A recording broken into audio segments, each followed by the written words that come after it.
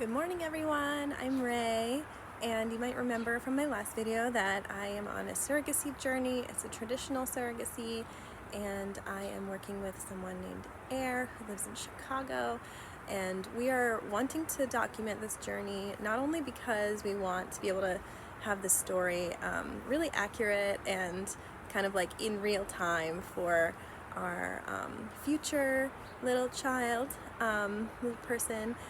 We want to have that, and we also really want to share with the world what we're doing because it's not super common.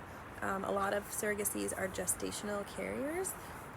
Gestational meaning that the surrogate is basically carrying the embryo that's already formed by a donated or whatever sperm and egg that are donated either from the paternal or maternal people that are involved or that are donated anonymously.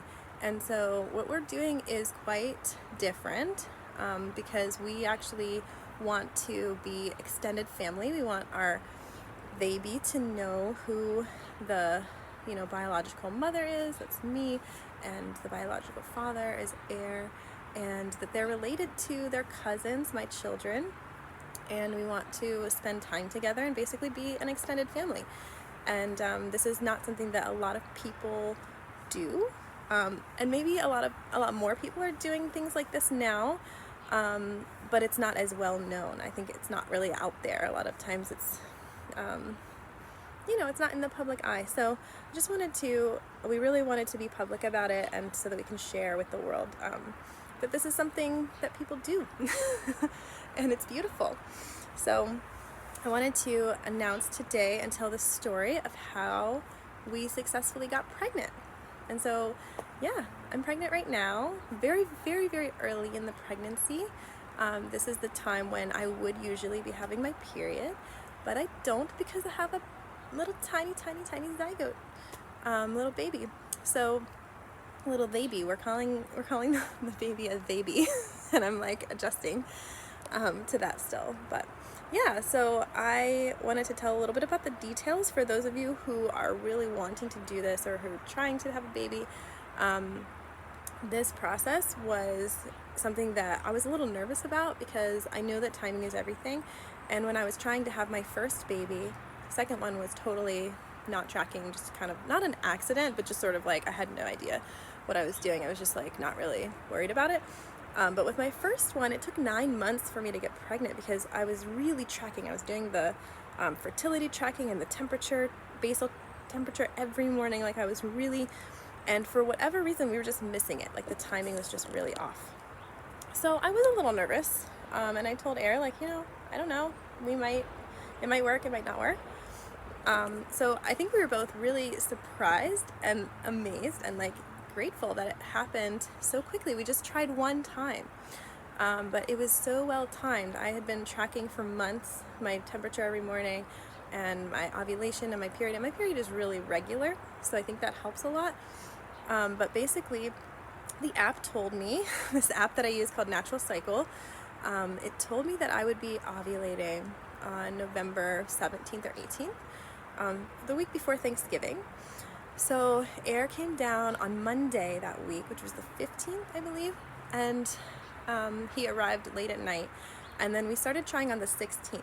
So we tried 16, 17, 18, and I tested my LH on Tuesday, and I highly recommend doing that because it kind of gives you a barometer, lets you know like, okay, my body is like ready to get pregnant, like it's trying to right now, and that happens before you ovulate. Your LH surges right before you ovulate.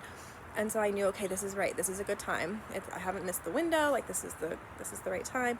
And so we tried on the 16th, 17th, and 18th. And then I supposedly ovulated on the 19th. And there was a little bit of doubt for me because my temperature didn't spike like it usually does on the day I was supposed to ovulate. And so I was like, oh my God, maybe I didn't ovulate. Like maybe I didn't. Maybe there was no egg. Like I don't know. So I just sort of waited. There's all you can do is wait, and I didn't like stress about it. I didn't really think about it. I just sort of like, yeah, if it happens, it happens. Like, yeah, it's just the first try. So then I knew that my period was due this past Wednesday, And I was like, okay, if my period comes, then we know that we have to try again. And if it doesn't, I'm going to go get a pregnancy test. I mean, the other factor is this was kind of like the window was closing for me, because in terms of my work, you know, I'm a teacher, and I really wanted the baby to be born during summer break. And right now the due date is like August 13th, which is to me like cutting it really close to give me like time to heal and be able to get back to work by September. Like, that's really cutting it close. Now, hopefully, maybe the baby will be born like a week early. Like my other babies were born a week to 3 weeks early. If the baby is born late, well, cutting it close. I like to give myself a few weeks to heal. I'm one of those divas. It's like, I will lay in bed for a couple weeks. Yeah, so I think that it was just a matter of timing, and we just got the timing right. It just worked. It really worked. The other thing is the tools that we used, because I do want to say your syringe matters. Like, I thought like, oh, any syringe will work, it's fine.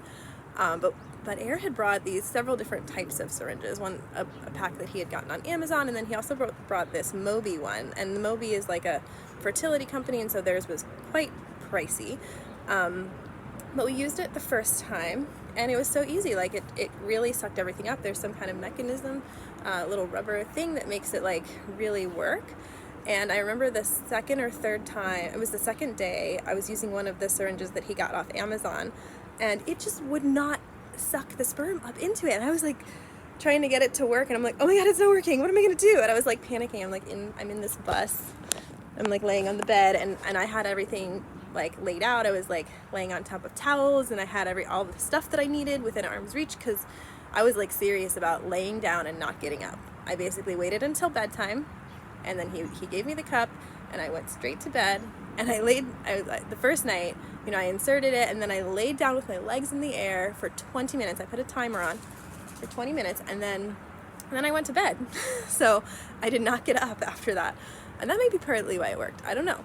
But I think it's really just about timing. So anyway, the second night, it was not working. And I'm like, oh my gosh, freaking out. So I asked my partner, I was like, can you run in and get the other Moby? Because I knew he had another one. I was like, because this is not working.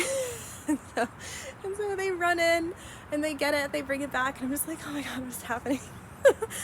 So it worked so much better.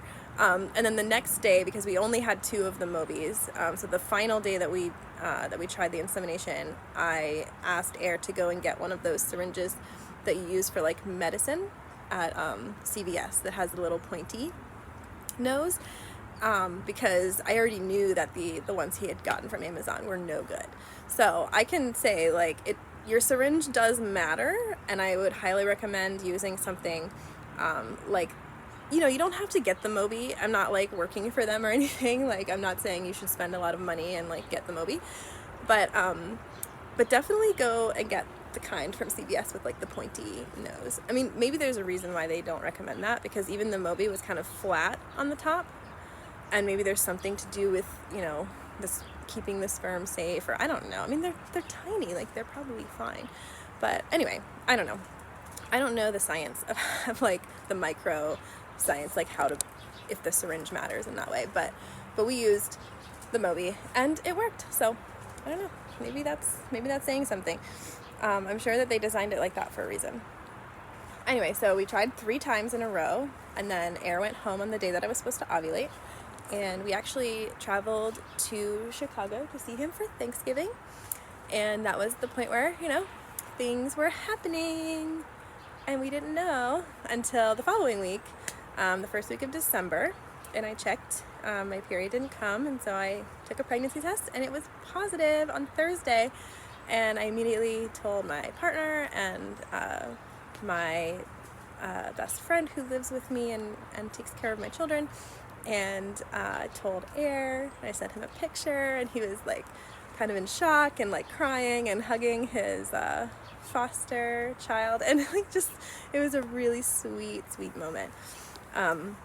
So yeah, I'm really excited to talk more about the journey and how it's going along. But I just wanted to give everybody an update that I am pregnant very, very, very early in the game. And mostly this is just about, you know, how we did it, like how we got pregnant. So I wanted to let everyone know that. And yeah, let me know if you have any questions or comments. I'm going to be making more videos like during the pregnancy, not just tracking how it's going, but also just about surrogacy and like how we're doing it in traditional surrogacy and what we're doing that's different from what a lot of people do. So yeah, thanks for joining me and have a great weekend.